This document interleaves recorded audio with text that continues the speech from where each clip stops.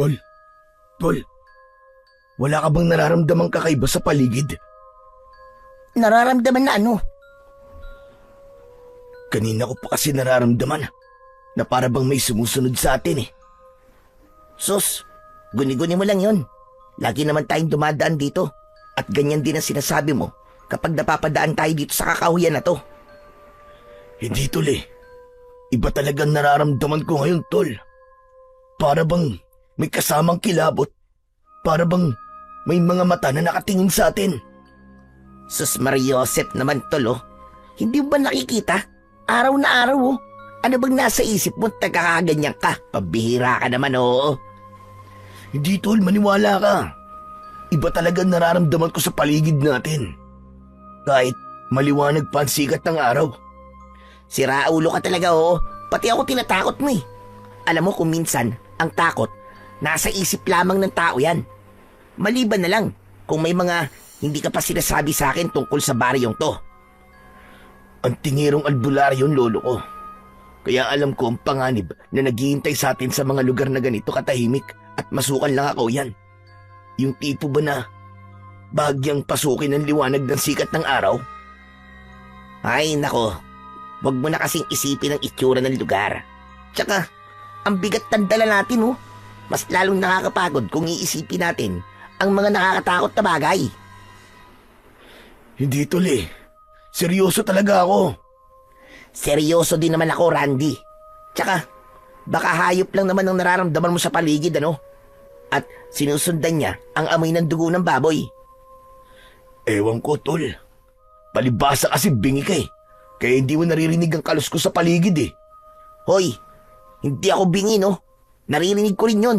Kaya lang, hindi ako nagpapa-apekto dahil alam kong walang kakaiba sa paligid natin. Ikaw lang tong praning eh. Ay, nako. Sige na nga. Guni-guni ko na lang to kung guni-guni ko lang. Oo, guni-guni mo lang yun. Tinatakot mo lang ang sarili mo. Isa pa, 8:00 pa lang ng umaga, ano ka ba? Walang multo o elemento sa paligid na dapat mong katakutan. Di aga-aga eh, kung ano nung iniisip. Bahala ka na nga. Sige na. Bilisan mo na lang sa paglalakad nang hindi kung ano-ano naiisip ko. Bagal-bagal mo kasi. Aba, mabibilisan ko ba ang paglalakad ko? Eh ikaw itong kanina pa lumilinga-linga sa paligid at panay ang tingin sa hulihan ng daan. Oo na, kalimutan mo na lang ang mga sinabi ko. Dahil sa nararamdaman at naririnig namin na kaluskos, mas binilisan namin ang paglalakad. Panay ang linga namin sa paligid na parabang may humahabol sa amin na nilalang na hindi namin nakikita. Malakas din ang kabog ng aking dibdib na hindi ko naman ipinapahalata sa kaibigan ko na si Randy. Nang mga sandaling yon ay usong namin ang kalahating katawan ng kinatay na baboy ni Lolo Inok. Dadalhin namin yon sa talipapa kung saan ay may pwesto naman ang aking ama roon. Maya-maya pa ay naramdaman namin ang labis na pagod. Kaya pagtapat namin sa malaking puno, saglit kaming nagpahinga. Ay nako, aray, nakakapagod tol. Tagaktak na ang pawis natin oh. Wala ka bang dalang tubig dyan? Naku, wala na tol. Pumunta na lang tayo doon sa ilog at doon na lang tayo uminom. Total eh, malapit naman na yun dito eh. Akma na sanang tatahakin namin ang daan papunta sa ilog nang bigla kaming natigilan. Isang mabilis na anino ang dumaan sa aming harapan at biglang nawala sa madilim na bahagi ng kakahuyan. Nagkatinginan kami ni Randy at bumakas sa aming muka ang labis na takot. Diyos ko, ano ba yun? Nakita mo ba yun, Elmo? Oo tol. Ano kayang nilalang yun? Nakita mo ba ang itsura niya? Paano ko naman makikita, tol? Eh masyado mabilis ang pangyayari. Para siyang isang hayop.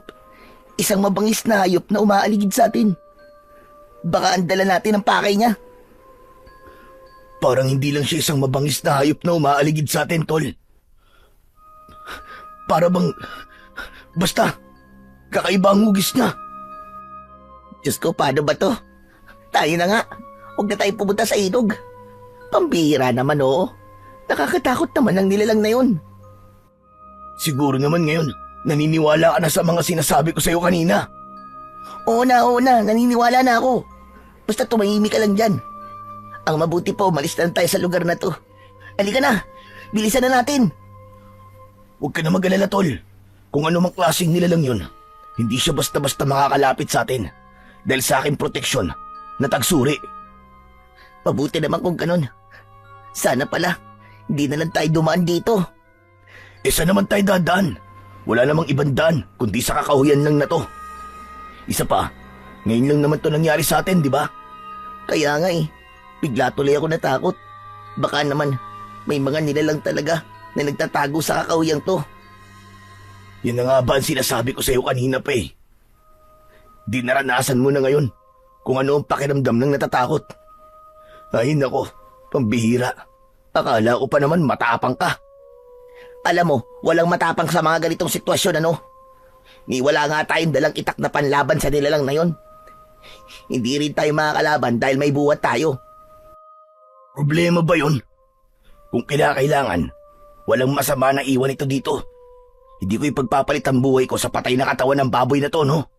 Malay mo naman, kung ito talaga ang pakay ng nilalang na yon.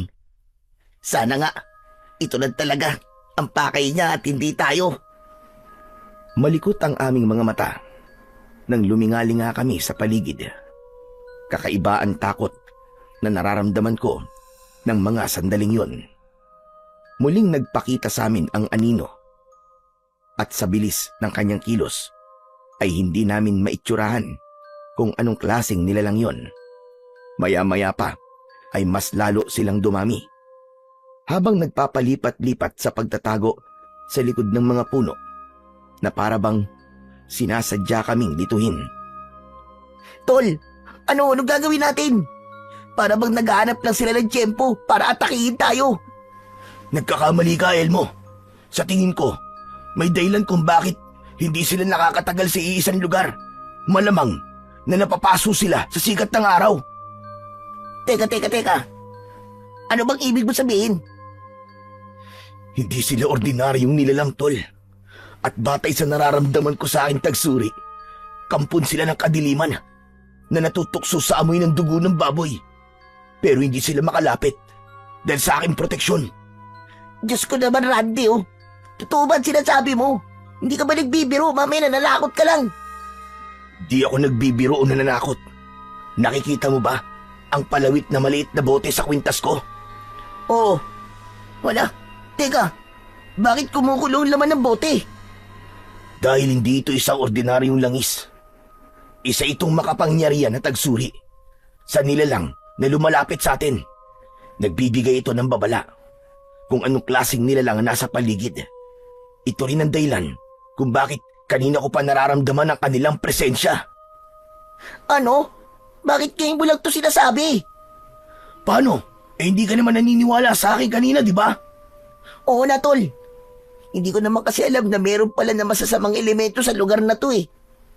Sige na. Ang mahalaga ay handa tayo sa susunod na maaaring mangyari. Kulang na lang ay sumiksik ako sa tabi ni Randy dahil sa labis na takot. Mas lalo kaming naging alerto sa paligid at panayan tingin sa unahan at hulihan ng aming daan. Pansamantalang nawala ang mga anino, kaya ipinagpatuloy namin ang paglalakad. Sa tingin ko, tol, umalis na sila. Teka, ikaw ba? Nararamdaman mo pa ba sila? Hindi ko na sila nararamdaman. Pero huwag tayo magpakampante sa paligid. Baka bigla na lamang silang umatake sa atin. Oh, akala ko ba hindi sila makakalapit dahil may suot kang proteksyon? Proteksyon lang ito bilang pagbibigay ng babala. Hindi pa rin tayo pwedeng umasa sa aking kwintas. Ang mabuti pa kaya, tol. Ihingi mo rin ako ng proteksyon kay Lolo Inok. Yung kagaya ng sayo. Naku, pasensya ka na, tol. Nag-iisa lang kasi ang tagsuri ko. Isa pa, proteksyon lang to. Wala itong kakayahang pumatay ng masasamang elemento kagaya ng inaakala mo. At dapat sigurong hingin mo kay Lolo Inok ay isang sandatang makakatalo sa mga nilalang ng kadiliman. Ay nako, hindi bali na nga lang. Wala akong balak maging bayani, no? Bigla tuloy akong kinalabutan sa mga sinasabi mo eh. Muli naming ipinagpatuloy ang paglalakad.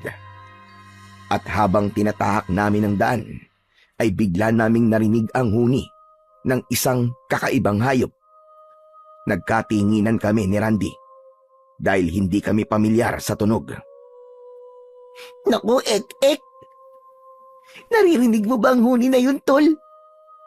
Sa palagay mo, ano kayang klaseng nilalang yun?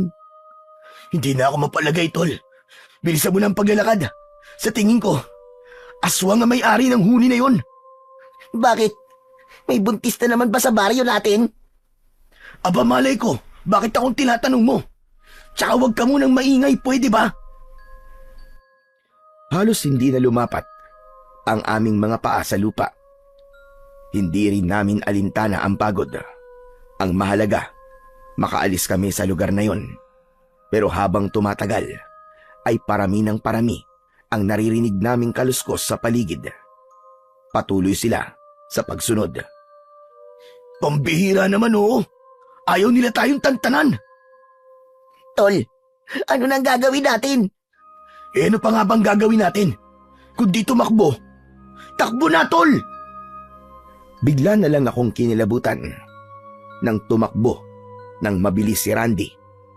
Nakakahawa naman talaga kapag may takot kang kasama. Ni hindi namin namalayan kung paano kami nakarating sa gilid ng kakawyan. Ang nakakatuwa pa nga, hindi namin nabitiwan ang dala naming karne ng baboy. Saka lang kami nakahinga ng maluwag nang matanaw namin ang kinaroroonan ng talipapa. Nakatayo yun, malapit sa ilog sa gilid ng kalsada.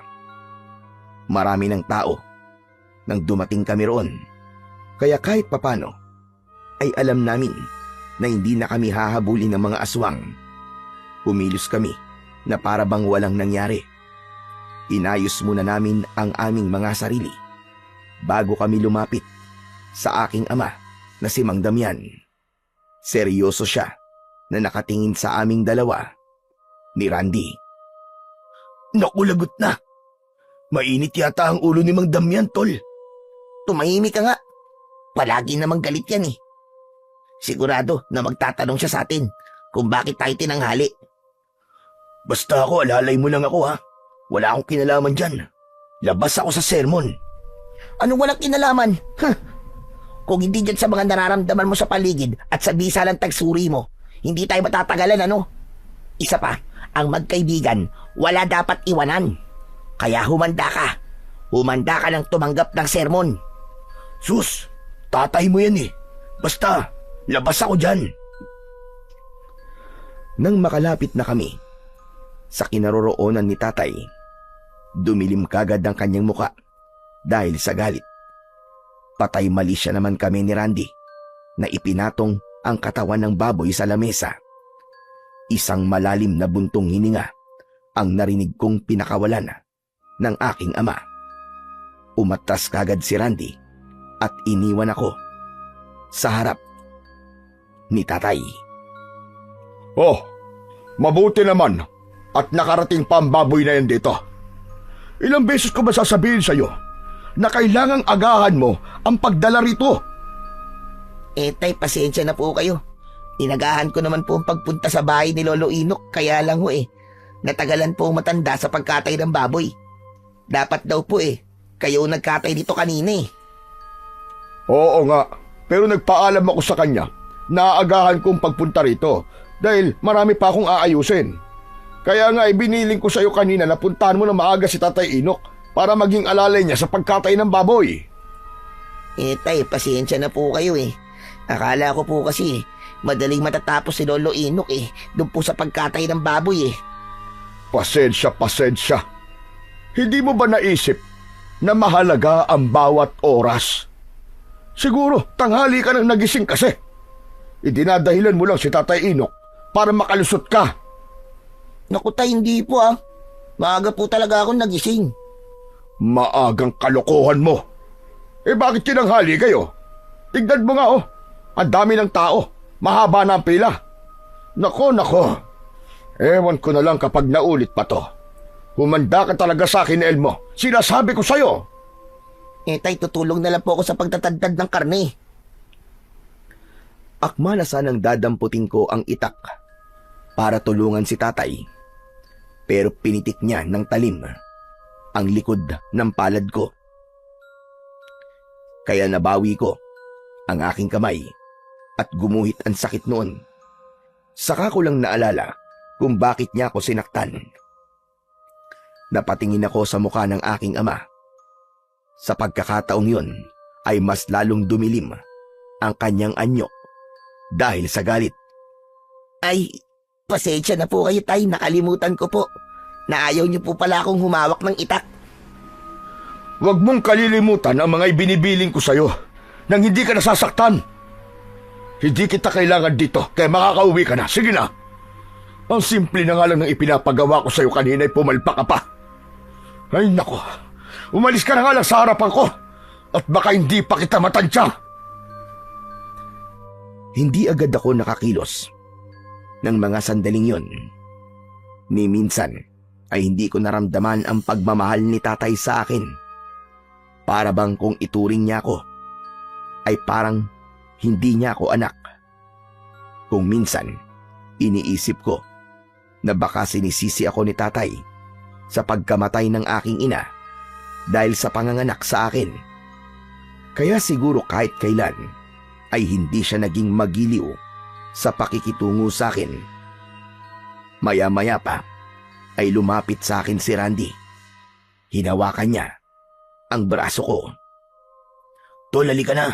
Umuwi na tayo. Bakit naman kasi nakalimutan mo na ayaw ni Mang Damian na pinakikialaman mong trabaho niya? Lalo na ang paggamit ng itak. Tol, kasalanan na ba talaga ang tumulong? Sino ba ako sa buhay niya? Bakit kaya ganun siya sa akin, no? Sus, tama na nga yan. Huwag mo na nang isipin yun. Para sa akin, ang pagtulong mo ay hindi masama. Ulirang anak ka nga eh, at walang mali sa ginawa mo. Kaya umalis na lang tayo rito. Tignan mo na tuloy, nasugatan pa ang kamay mo. Bali wala to, Chong. Sanay naman ako nasusugatan at nasasaktan eh.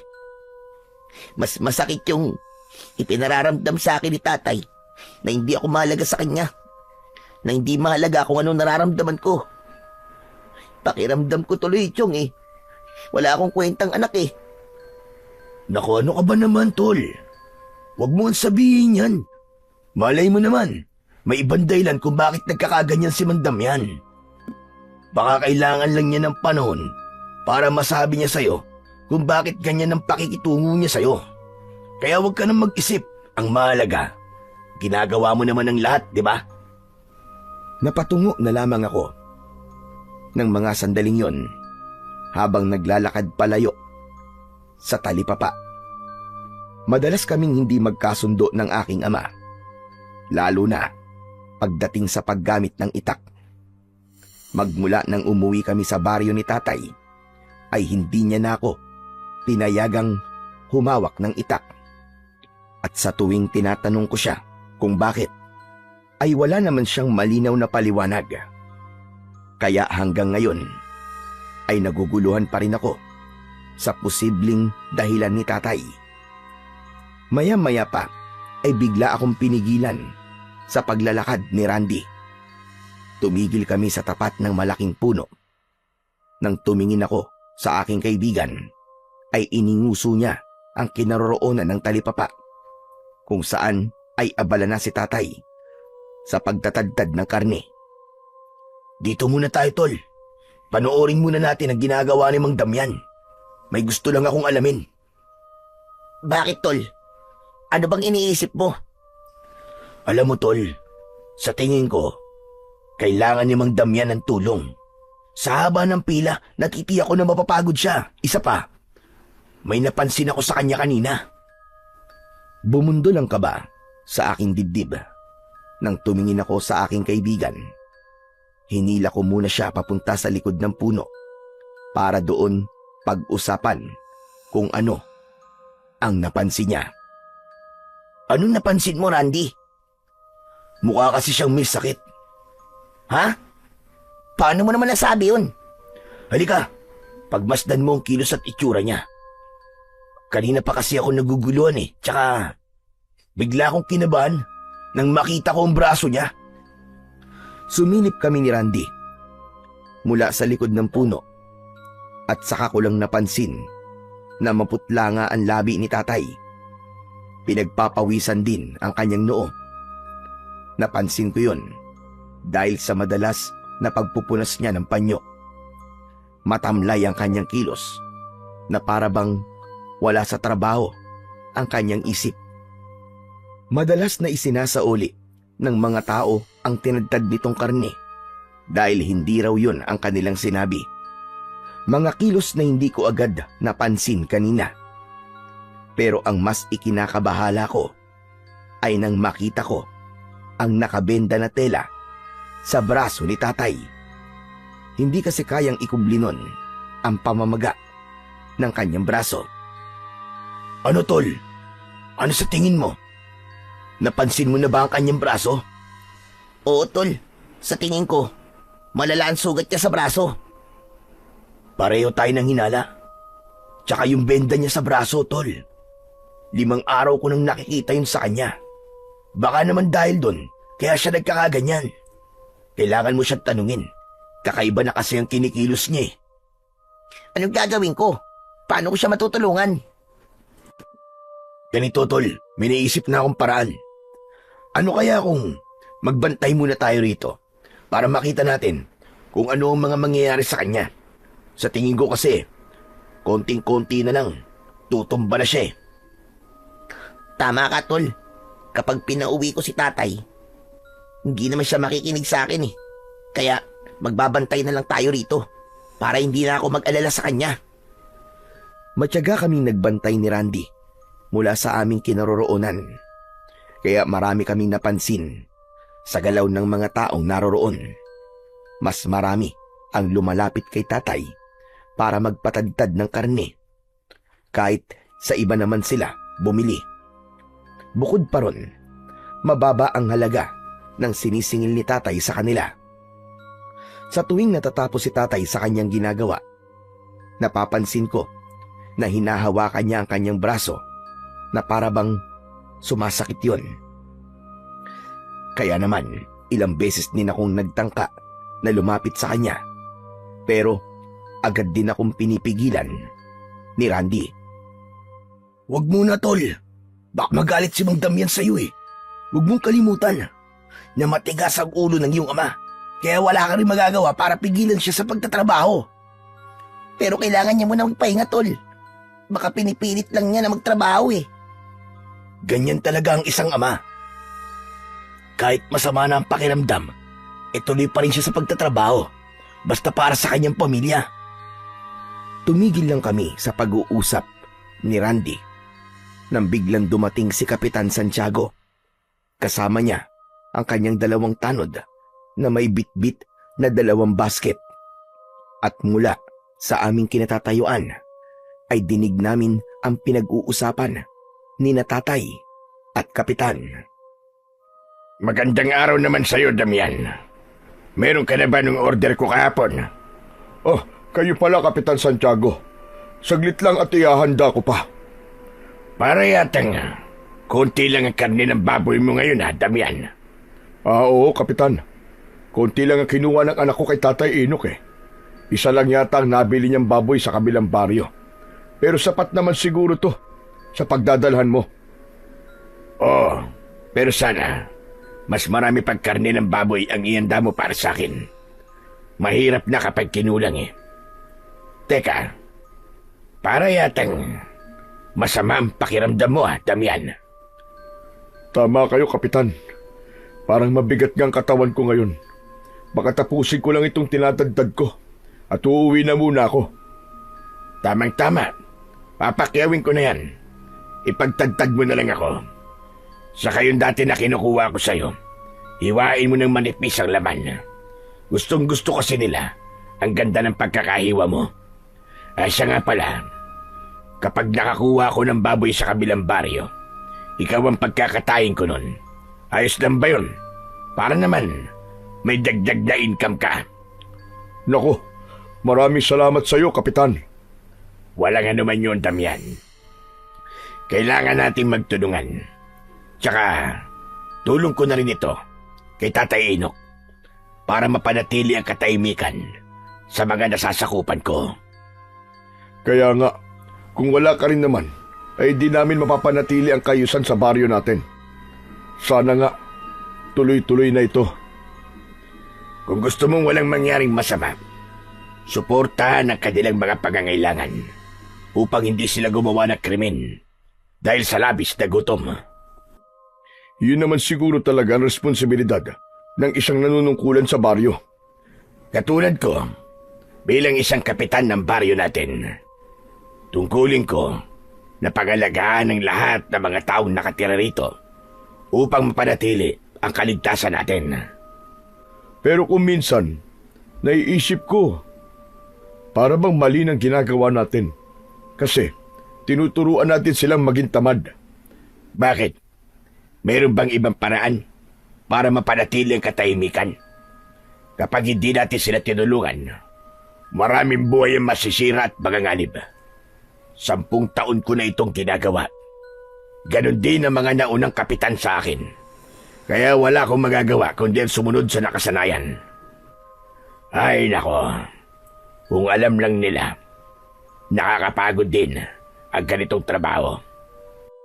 Kahit hindi ko naiintindihan kung ano ang kanilang pinag-uusapan, ay nakaramdam pa rin ako ng kakaibang pag-aalala. Hindi ko alam kung bakit gano'n na lang kahalaga kay Kapitan Santiago ang suplayan ng pagkain ang mga kababaryo namin. Gayong pare-pareho naman kaming naghihirap. Sa pagpapatuloy ng kanilang pag-uusap, ay napansin ko na pinagtitinginan sila ng mga tao sa kabilang pwesto hanggang sa matapos ang aking ama sa pagtatadtad ng karne.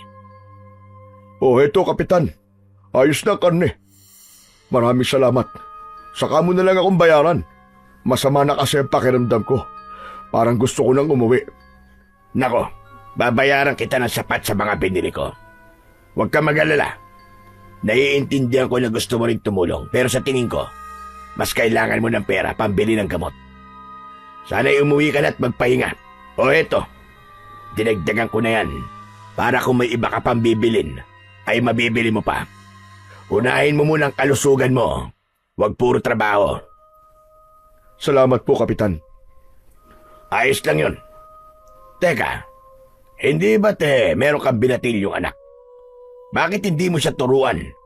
Para naman may pansamantalang papalit sa'yo kapag talagang nagkasakit ka. Hindi na kailangan, Kapitan. Konting pahinga lang to. Ayoko na danasin ng anak ko ang hirap sa pagtatagtad ng karne. Anong plano mo? Pauwi ka na ba ngayon? Oo, ililigpit ko lang itong mga gamit ko. Mabuti pa nga. Namumutla na kasi yung mukha mo eh. Sinabi ko naman sa'yo na ipagamot mo ang sugat mo sa braso at baka lumalayan. Sa tingin ko, namamagana ang sugat mo. Inuman mo na kagad ng gamot pag uwi mo. Oo, maraming salamat po sa pag-aalala, Kapitan. Kaya lang naman ako hindi nagpapagamot kagad dahil nangihinayang ako sa kikitain ko eh. Isa pa, hindi pwedeng wala akong maibigay na karne ng baboy sa'yo. Ala, sige na. Huwag mo nang isipin yun. O paano? Tutuloy na ako. Sigurado ka ba na kaya mo? Oo, wag ko kayong mag-alala. Nang makita kong umalis si Kapitan Santiago, kasama ang kanyang 2 tanod, napansin ko si tatay na bahagyang sumandal sa haligi. Habol ang hininga. Nahawak ng maigpit ang braso, saka nakangiwi ang muka dahil sa sakit. Parang pinipiga ang puso ko sa pag-aalala. Pero ayaw ko naman na lumapit dahil malalaman niya na kanina pa kaming nagbabantay sa kanya. Umiiwas lang ako na makagawa ng dahilan ng pagtatalunan namin. Kaya naghintay pa kami ni Randy ng ilang saglit sa aming kinatatayuan habang hindi ko inaalis ang aking paningin sa aking ama. Maya-maya pa ay naramdaman ko ang kamay ni Randy sa aking balikat. Tol, ang mabuti pa, punta natin si Lolo Inok para matignan niya ang sugat ni Mang Damian. Sana nga, tol. Pero sa tingin ko, hindi siya magpapagamot eh. Matigas ang ulo ni tatay. Ang iniisip ko lang, saan kaya nakuha ni tatay ang sugat niya? Baka nasugatan siya dahil sa kanyang itak. Imposible naman mangyari yun, tol. Sa braso ang sugat niya, hindi sa kamay eh. Ewan ko kung anong iisipin ko ah. Pero, nag-aalala talaga ako sa kanya, tol. Kung may lagnat na siya, ibig sabihin nun, may impeksyon na ang sugat niya. Ano ang plano mo ngayon? Bahala na. Tol, tignan mo ang tatay mo. Bumundol ang kaba sa aking dibdib nang makita kong bumagsak sa lupa ang aking ama. Nagkagulo ang mga tao roon. Kaya naman mabilis akong tumakbo papunta sa kinaroroonan niya. Nadatnan ko na hawak ni tatay ang kanyang ulo habang inaalalayan siyang tumayo ng mga taong naroroon.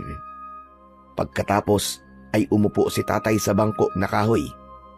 Merong isang babae na nagmalasakit na kumuha ng tubig para sa kanya. At merong nagpapaypay ng karton sa kanyang muka. Ako naman ay biglang tumabi ng upo sa aking ama at hinawakan ang kanyang braso. Tay! Tay, ano po nangyari sa inyo, tay? Wala to, anak. Medyo nahilo lang ako kanina. Teka nga, bakit ka ba bumalik? May nakalimutan lang po ako. Mabuti na nga lang po at bumalik kami ni Randy. Kung hindi ko makikita ang nangyari sa inyo ngayon. Bakit po ba kayo nahilo, tay?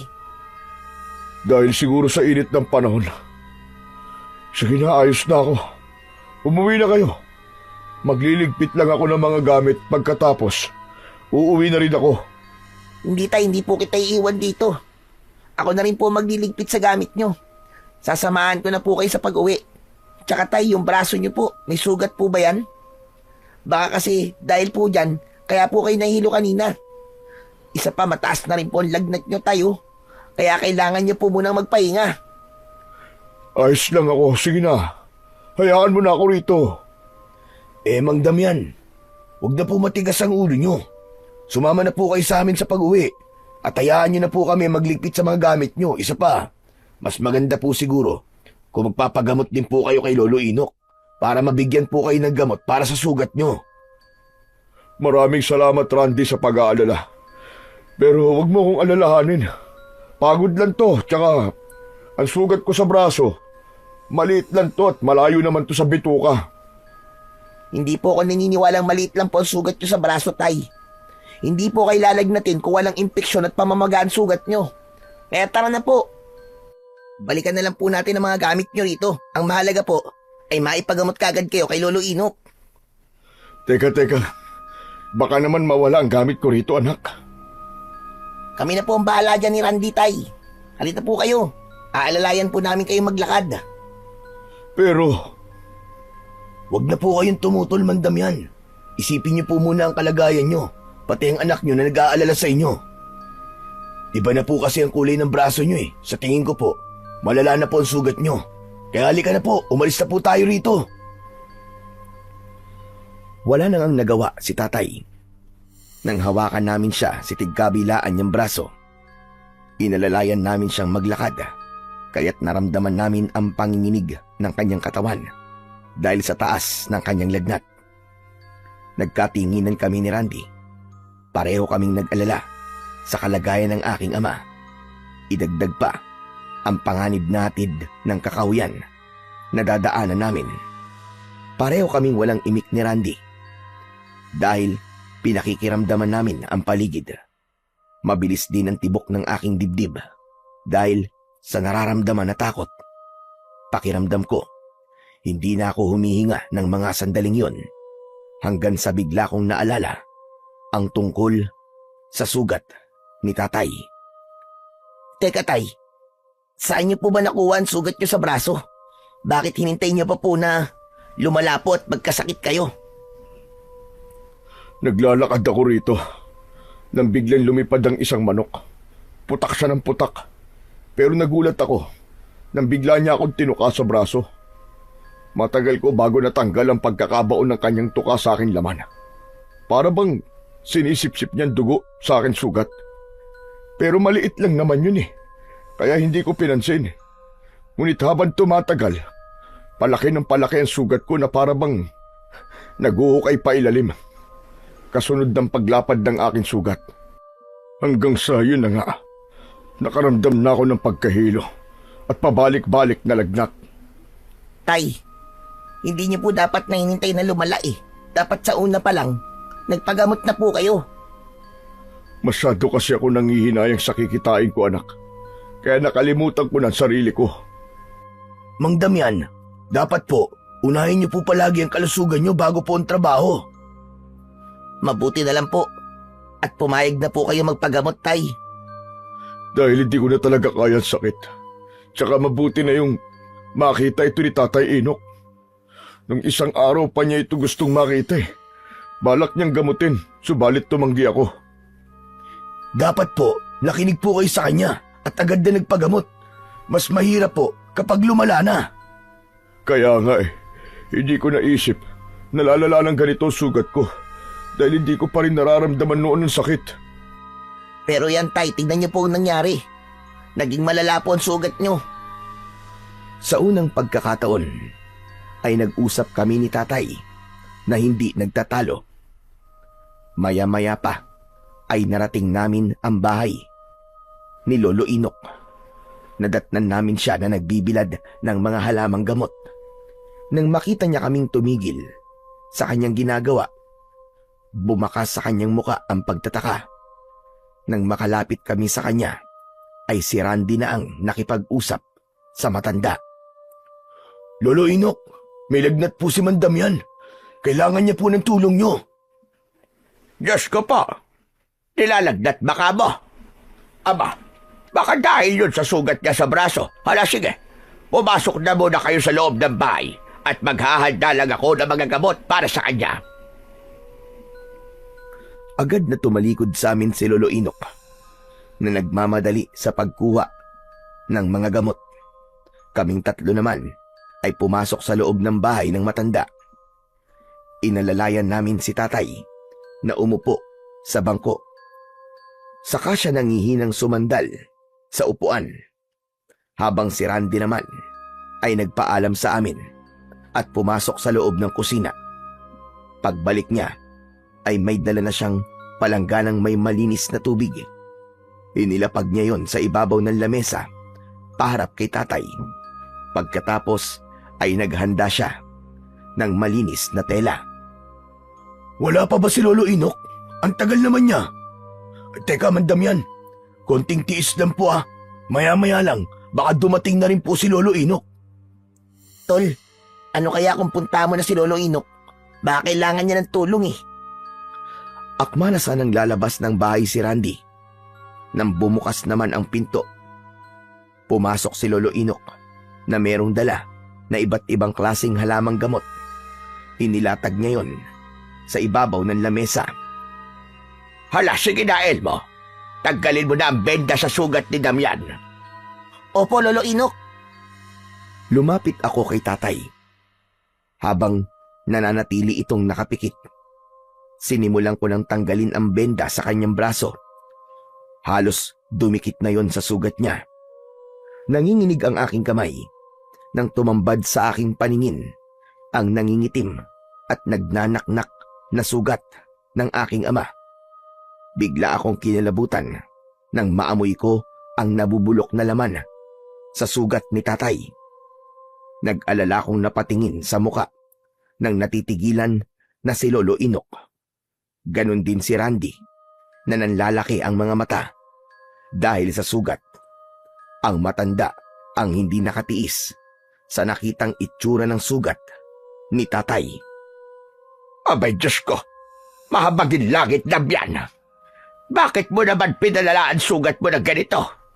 Aba, parang kailan lang maliit pa ang sugat mo sa braso Tuka lang naman po ito ng manok.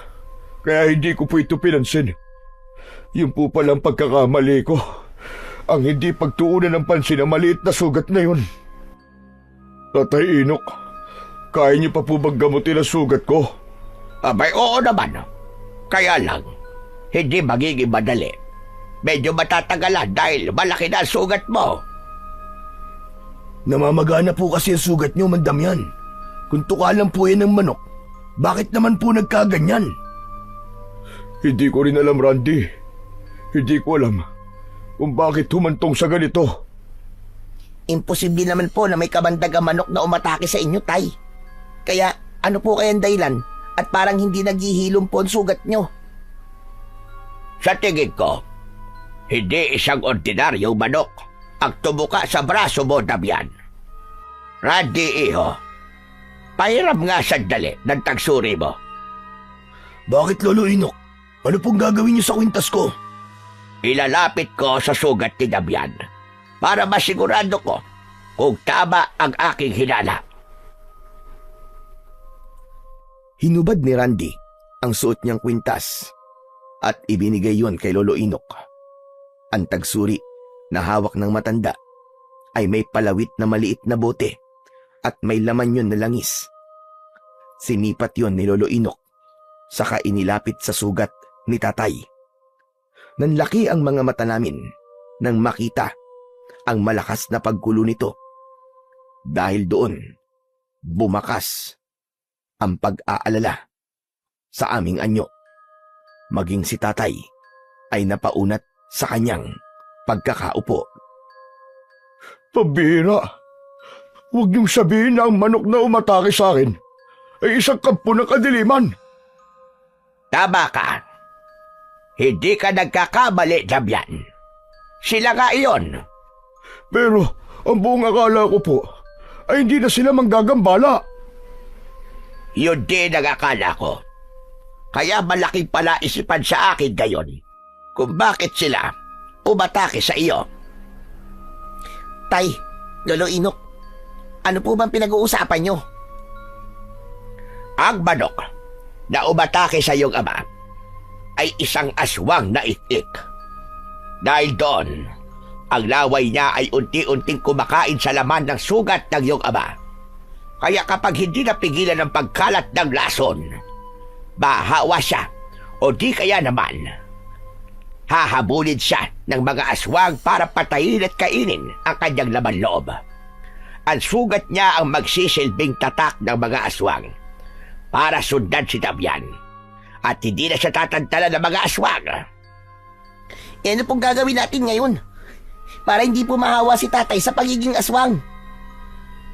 Kailangan ng pagtataboy sa amoy ng sugat niya na siyang umaakit sa pag-amoy ng mga aswang. Kaya kahit saan siya magpunta ay masusundan siya ng mga ito. Teka, sandali lang. Randy, magpadikit ka muna nga ng apoy sa kalan. Magmadali ka. Natitiyak ko na nasundan kayo ng aswang na ikik. Sige po, magpapanikit na po ako ng apoy sa kalan. Maiwan muna kita rito, Elmo, ha? Salamat, Tol. Ay, teka, sandali lang po, Lolo Inok. Bigla ko po naalala na meron po kaming narinig na huni ng ikik habang kami po ay papunta sa talipapa. Hindi po kaya ang nilalang na yon ang umatake po kay Tatay?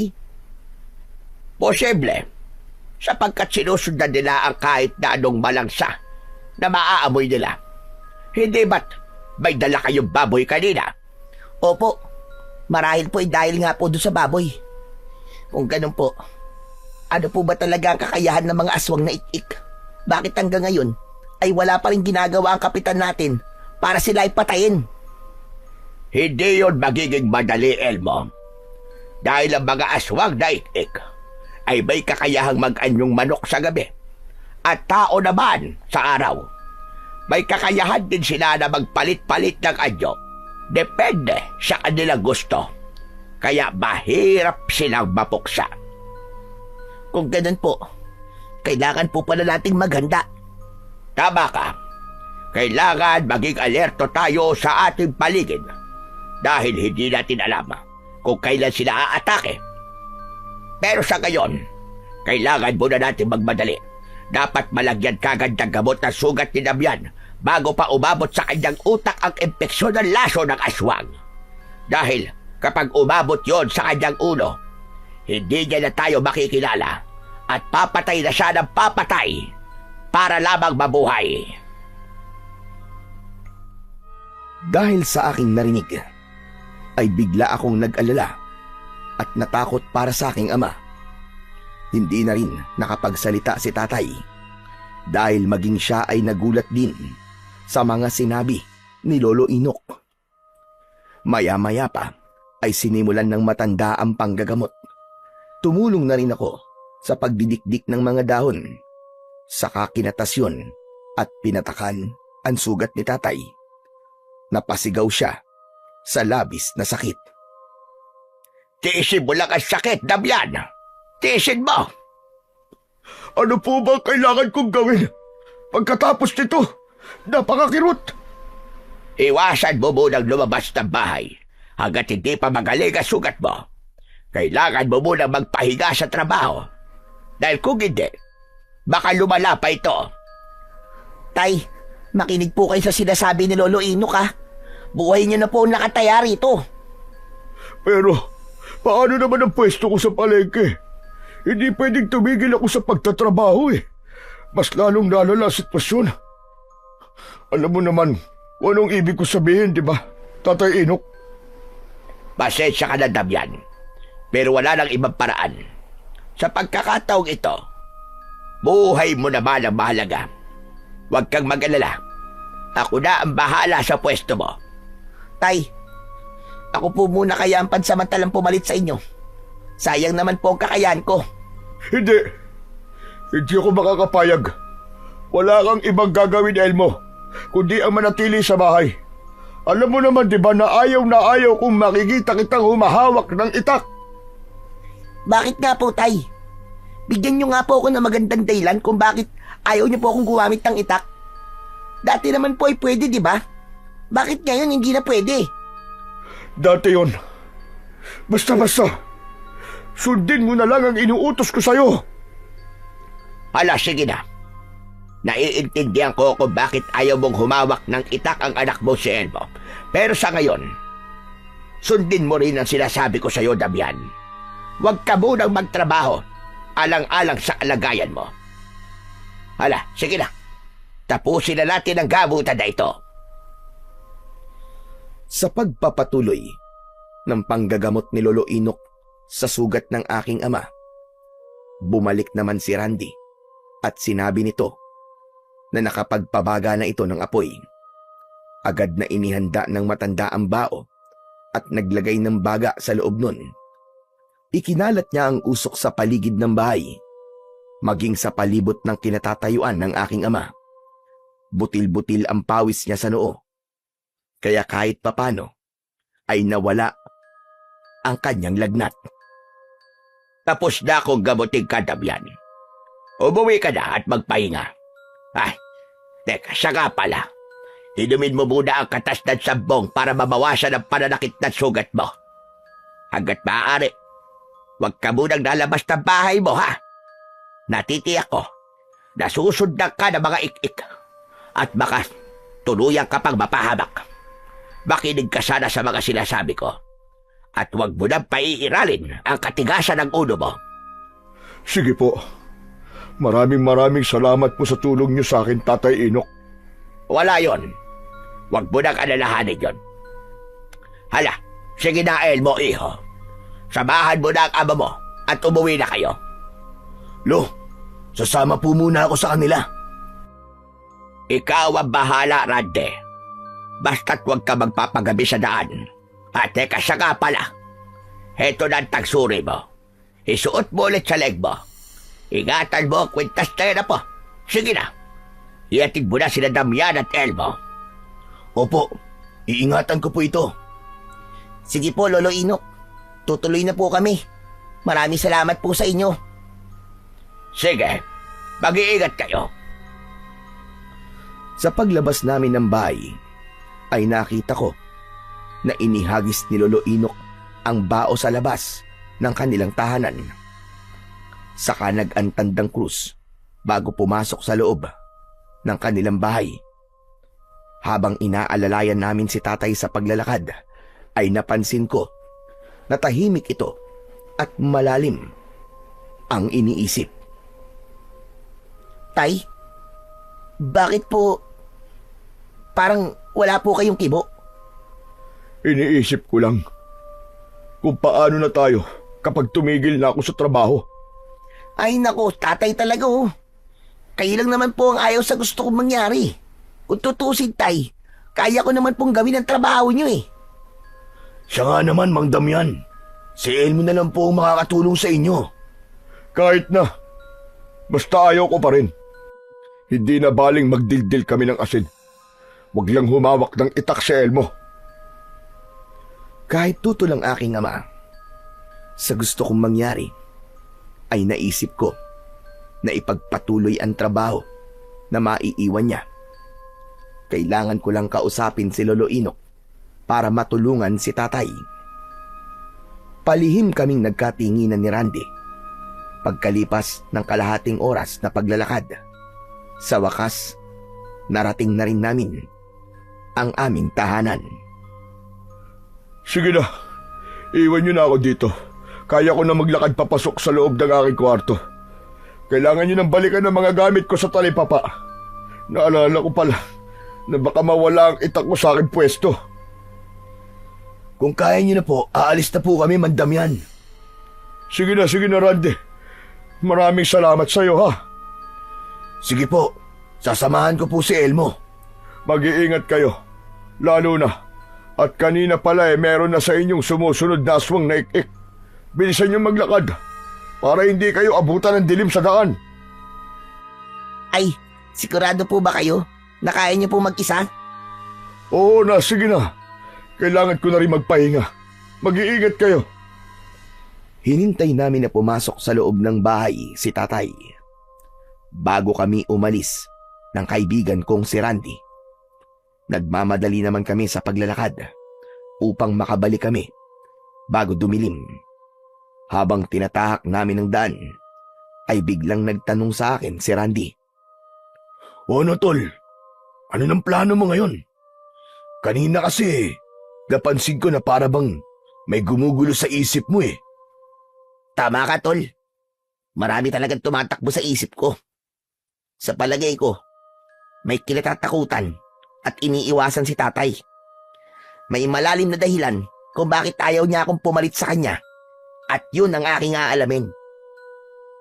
Kakausapin ko si Lolo Inok na ako muna ang kukuha ng mga karne ng baboy sa kanya. Hindi ko susundin ang sinabi sa akin ni tatay. Tol, kapag nakinig ako sa kanya, magugutom kami. Isa pa, kailangan ni tatay ng gamot, di ba? Naiintindihan ko naman ang nararamdaman mo, tol. Pero paano kapag nalaman ni Mang Damian?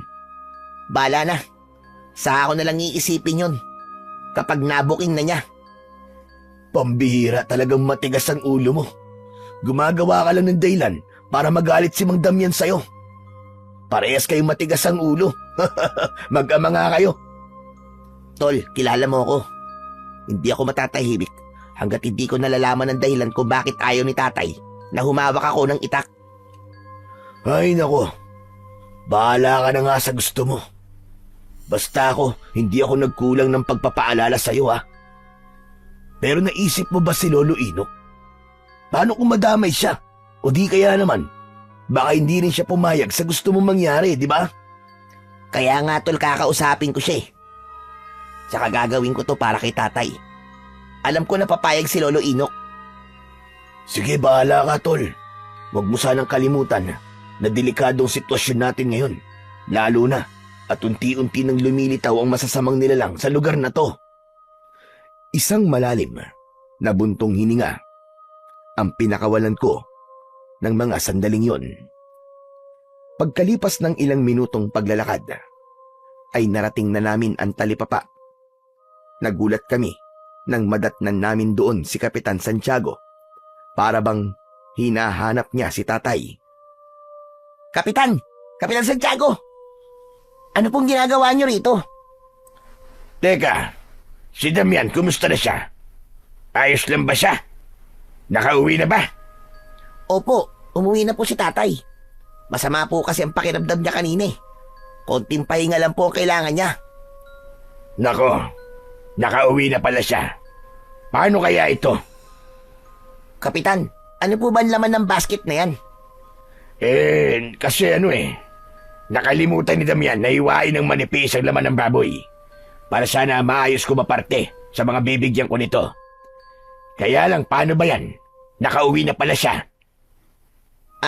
Ako na lang pong gagawa para sa inyo, Kapitan. Nakita ko naman po na dito niyo yung binili. Ay, teka, Kapitan, binabayaran niyo po ba si tatay kapag nagpapahiwa po kayo ng karne? Aba, siyempre naman. Pasadya kasi ang tawag dito, kaya nagbabayad talaga ako ng hiwalay sa halaga ng karne. Sandali lang, marunong ka ba, iho? Opo, marunong po ako. Sige po, ilapag niyo na po sa ibabaw ng mesa. Ako na pong bahala. Teka, Elmo, sigurado ka ba sa gagawin mo? Marunong ka ba talaga? Oo naman, tol. Huwag kang mag-alala.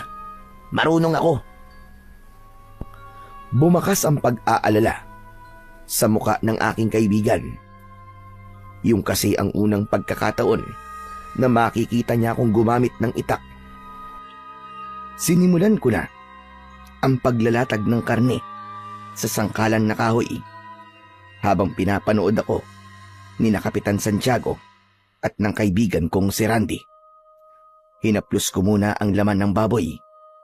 Maigpit kong hinawakan ang maliit na itak at sinimulan ang paghiwa sa laman ng karne na merong banayad na paghagod. Malinis at pareho ang sukat ng pagkakahiwa ko. Nang matapos ako sa aking ginagawa ay napansin ko na parehong tulala ang dalawa sa ginawa ko. Kapitan, tapos na po. Grabe! Napakahusay mo palang humawak ng itak, Elmo. Ganon din sa paghiwa ng karne. Parehong-parehong sukat at talagang nakakamangha ang ginawa mo. Mas magaling ka pa kesa kay Damian. Nako, hindi naman po. Kay tatay lang din naman po ako natuto na gumawa nito. Aba, napakaswerte naman ni Damian at merong nagmana sa kanya. Tsaka ang husay mo rin gumamit ng itak. Tama si Kapitan Tol. Magaling kang gumamit ng itak. Tsaka bagay na bagay sa'yo ang pagiging matadero. Parang natural lang sa'yo. Sayang naman ang husay mo, Elmo. Bakit hindi ka tumulong sa ama mo? Nako, nakakatuwa naman po at napansin niyo po ang husay ko sa paggamit ng itak. Pero sana nga po payagan po ako ni tatay na tumulong sa kanya. Kasi ayaw niya pa rin po akong gumamit ng itak eh. Kung sa bagay, nag-iingat lang naman si Damian. Teka, ano ba ang markang yan sa kamay mo? Hugis bituin ba yan? Napatingin ako sa itinuturo ni Kapitan Santiago. Matagal ko nang balat ang hugis bituin sa aking kamay. Kulay itim yun na madalas pinagkakamalan na tato. Ito po ba? Balat ko po ito. Sabi po ni tatay, isa raw po itong biyaya, isang palatandaan ng pagiging swerte sa buhay. Ganun ba? O sige la, marami pa pala akong gagawin. Tsaka kung may panyo ka, talian mo. Huwag mong ipakita sa mga tao rito ang marka mo sa kamay mo. Lalo na kapag may hawak kang itak. Bakit naman po? Basta sundin mo na lang ang sinabi ko. Teka, may panyo pala ako rito. O heto, talian mo ang kamay mo. Takpan mo ang tattoo mo. Kinuha ko ang kulay pulang panyo at itinali ko yun sa aking kamay para itago ang aking marka. Nagtataka man ay hindi na ako nagtanong pa kay Kapitan Santiago dahil pagkatapos kong ipaliwanag sa kanya ang tungkol sa aking balat, nagbago ang kanyang kilos. Para bang bigla siyang naging balisa, namutla ang kanyang labi. Hindi ko na lang yun pinansin dahil ibinaling ni Kapitan Santiago ang usapan namin tungkol sa husay ko sa paggamit ng itak. Hindi ko tuloy napansin na marami na palang mga tao sa paligid ko. Ang iba na may tinda ng karne ng baboy ay sa akin na nagpahiwa ng karne. Kaya pagkatapos magbayad ni Kapitan Santiago, ay dinagsa ng mga tao ang pwesto ko. Hindi na kami nakaalis ni Randy. Naging katulong ko na rin siya. Lahat ay humanga sa usay ko, at ang iba naman ay nawili sa panunood sa ginagawa ko. Dahil sa papuring natanggap ko, mas lalo akong ginanahan sa trabaho. Hindi ko tuloy namalayan ang oras. Naku, nalinti ka na, Elmo. Malapit na palang dumilim. Tara na, kailangan na nating umalis. Pero paano sila, tol? Marami pa nagpapahiwa ng karne sa akin eh. Sabihan mo na sila na kailangan na nating umalis. Tsaka, kanina pa nga umuwi si Kapitan Santiago eh. Kung tutusin, siya lang naman talaga ang customer mo eh. Sige na, bilisan mo na. Pareho tayo mapapagalitan ito eh. Magliligpit na ako ng mga gamit natin ha.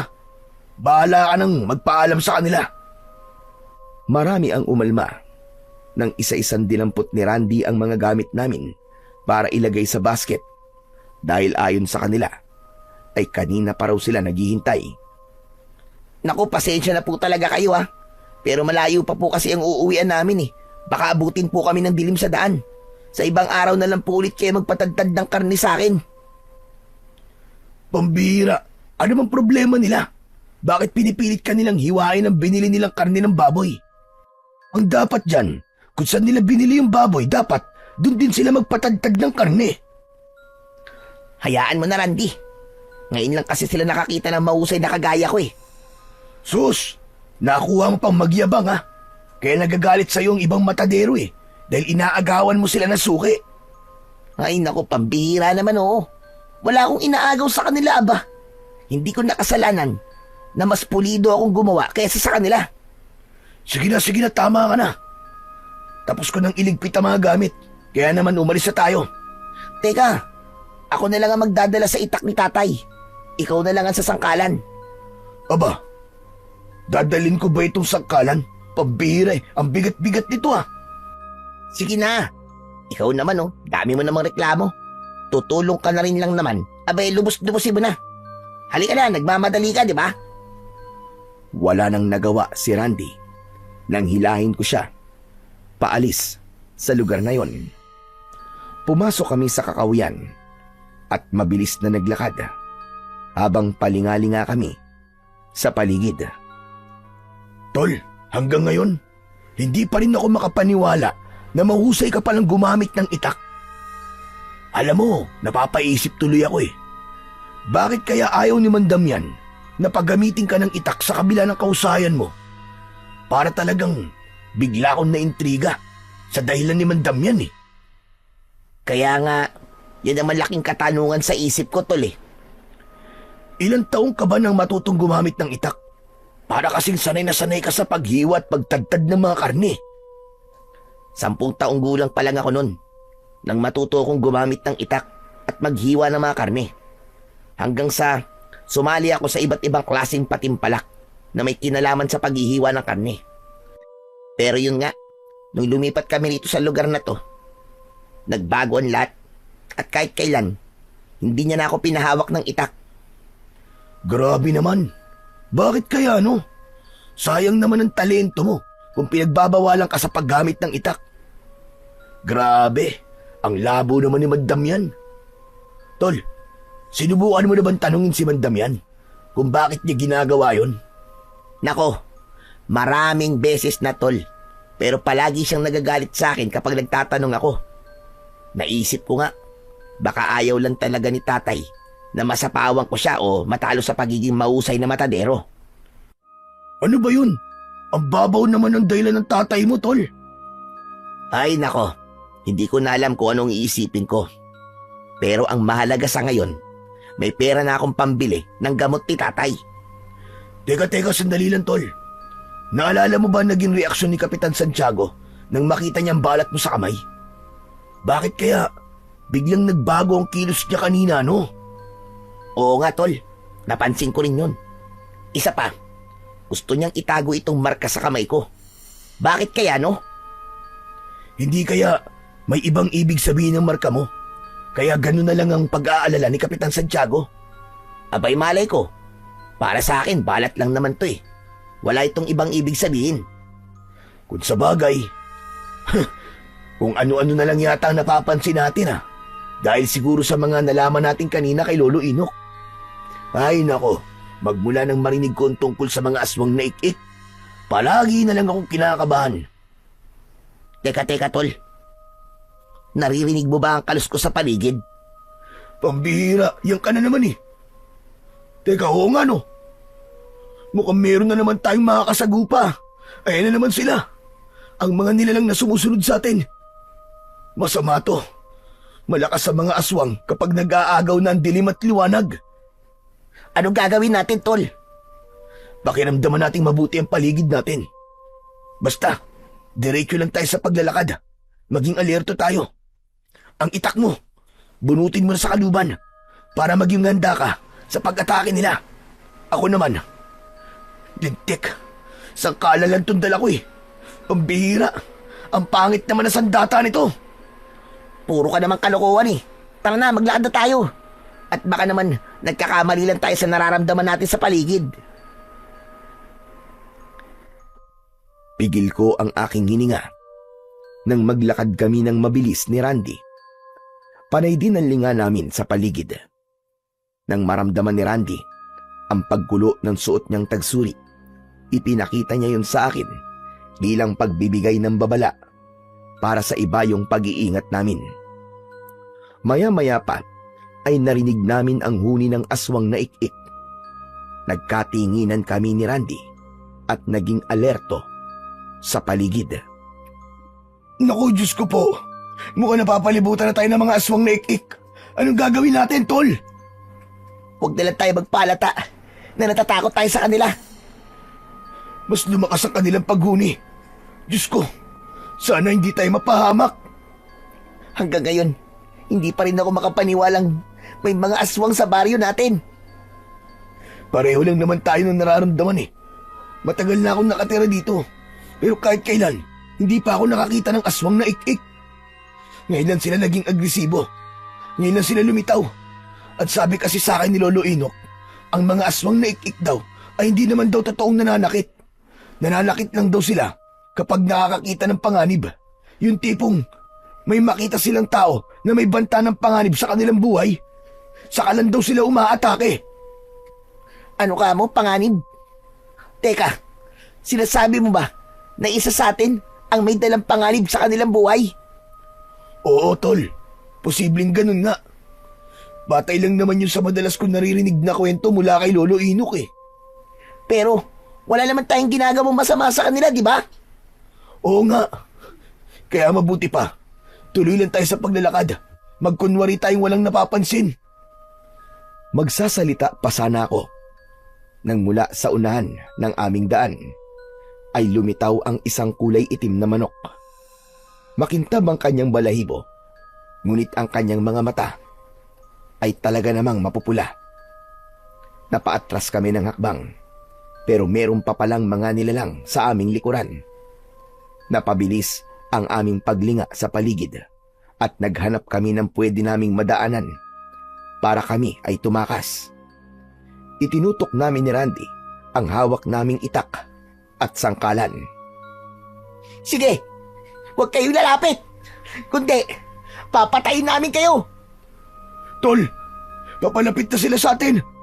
Lintik na. Hindi sila natatakot sa dala natin sa data. Tumahimik ka nga dyan. Hindi ako makapag-isip ng maayos eh. Hindi namin inaasahan na biglang susugod sa aming kinaroroonan ang mga aswang na ik-ik. Dahil sa bilis ng pangyayari, hindi ko tinamaan ng itak ang lumipad na manok. Kaya naman, ako ang tinamaan ng kanyang tuka sa balikat. Sabay-sabay silang umatake sa amin. Bawat wasiwas ko ng itak sa ere ay naiiwasan nila yun. Umatake ang dalawang aswang na ik-ik sa akin. Tinamaan ako ng tuka sa braso. Napasigaw ako dahil sa sakit. Habang si Randy naman ay panay ang palo niya sa aswang gamit ang sangkalan. Nang makahanap ako ng tiyempo, tinaga ko ang leeg ng aswang. Nagkikikisay ang kanyang katawan. Saglit na tumigil sa pag-atake ang ibang mga aswang na ik-ik at napalitan ng malakas nilang paghuni. Para bang nagtatawag sila ng kasama.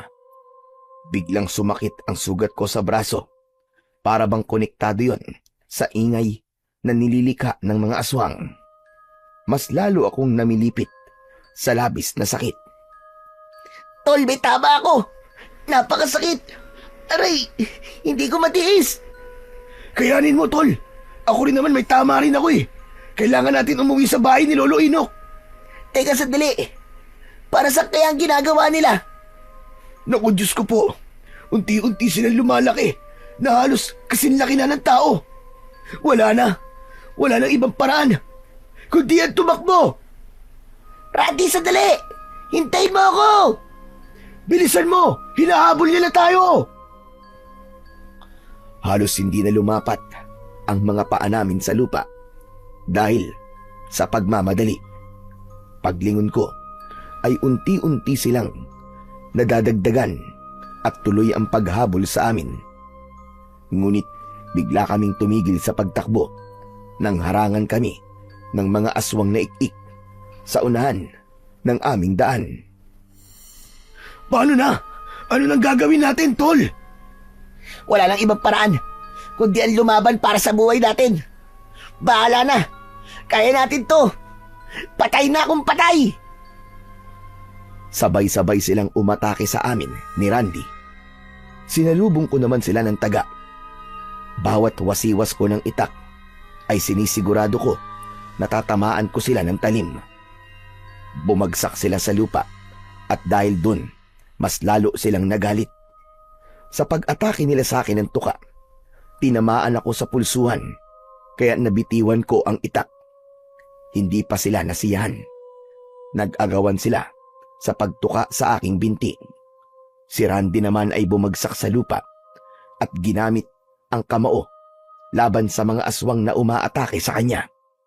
Nang mapabagsak niya ang mga kalaban, tumayo si Randy at tinulungan niya ako. Tol, halika na! Tumakas na tayo! Hindi natin sila kayang labanan, mamamatay tayo dito! Sige na, tumakas ka na, tol. Bilisan mo. Hindi kita iiwan dito, tol, kahit na anong mangyari. Magkasama tayong uuwi.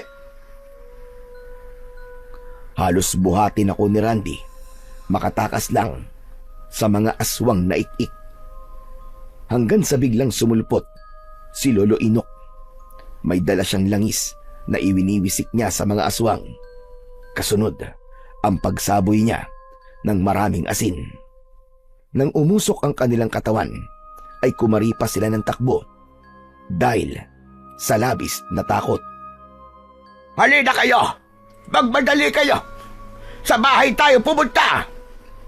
Lolo, marami po kami sugat sa katawan. Baka po mahawa po kami ng aswang. Kaya tara na, bilisan nyo para magamot ko na mga sugat nyo sa lalong madaling panahon. Diniis ko ang sakit sa mga sugat ko at sinundan namin si Lolo Inok. Dala niya ang lumang gasera na siyang tanglaw namin sa aming dinadaanan. Halos pigil namin ang paghinga habang nakikiramdam sa paligid. Pagkalipas ng ilang minuto, narating namin ang bahay ni Lolo Inok. Mabilis na naghanda ng gamot ang matanda. Pagkatapos ay saka naman kami umupo sa bangko at hinubad ang aming suot na damit. Tol, kailangan ko ng maabang maggas para hindi makita ni tatay ang mga sugat ko sa katawan. Siguradong magagalit yun. Marami akong damit, tol. Kaya huwag ka na mag-alala. Agad na ginamot ni Lolo Inok ang mga sugat ko sa katawan. Pagkatapos ay si Randy naman.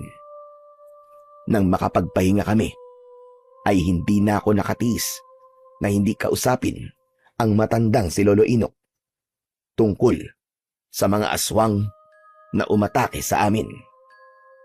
Lolo Inok, hindi na po biro ang ginawa nilang pag-atake sa amin kanina. Kung iisipin po, malinaw na kami po talaga ang puntirya nila. Oo. Tama ka sa sinabi mo, Elmo. At isa itong masamang senyales. Ang paglitaw ng mga aswang daigdig ay isang palatandaan ng nalalapit na pagsalakay ng mga aswang sa natitirang tao sa baryong ito. Teka, Lolo Inok. Ano pong ibig niyo sabihin? Lahat ng mga tao rito ay mga aswang, Elmo.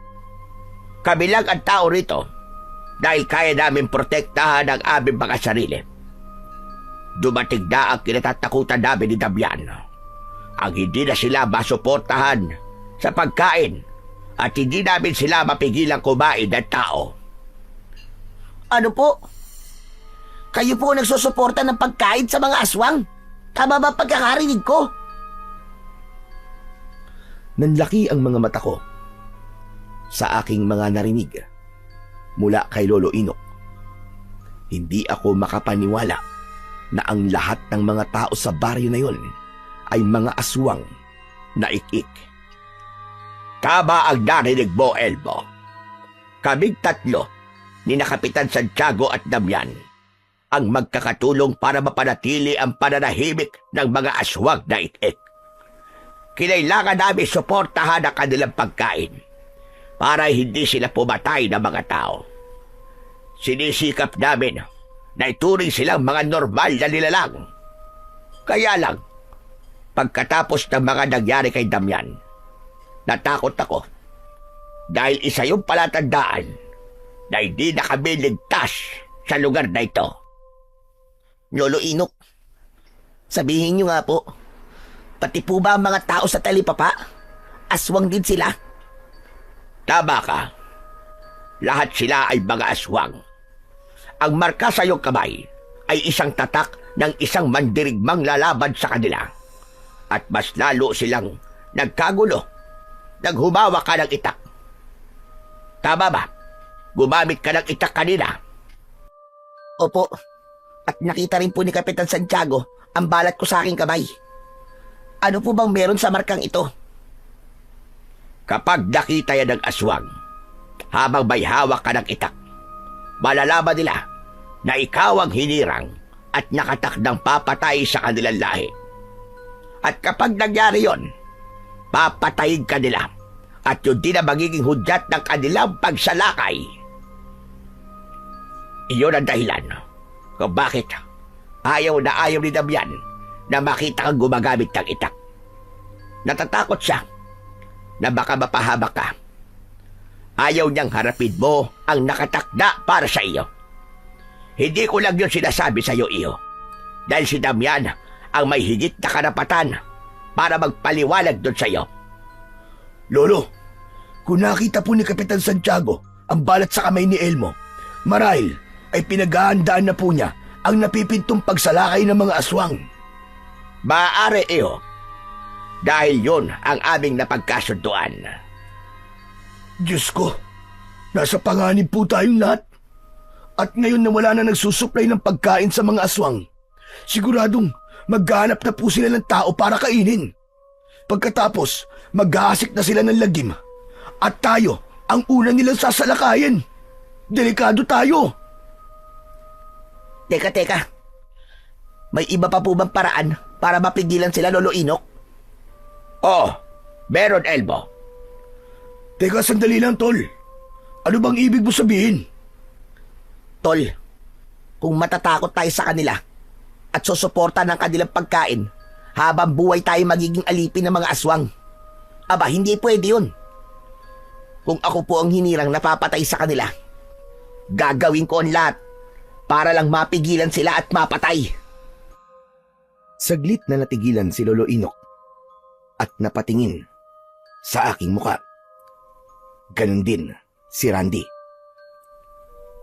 Teka. Sinasabi mo ba na ikaw ang lalaban sa kanila? Oo, Tol. Malinaw ang sinabi ko. Ayoko nang maulit ang ginawa nila kay tatay. Maging sa atin. Kailangan may gawin ako para tapusin ang lahat ng ito. Kung ganon, kailangan mo maging matapang.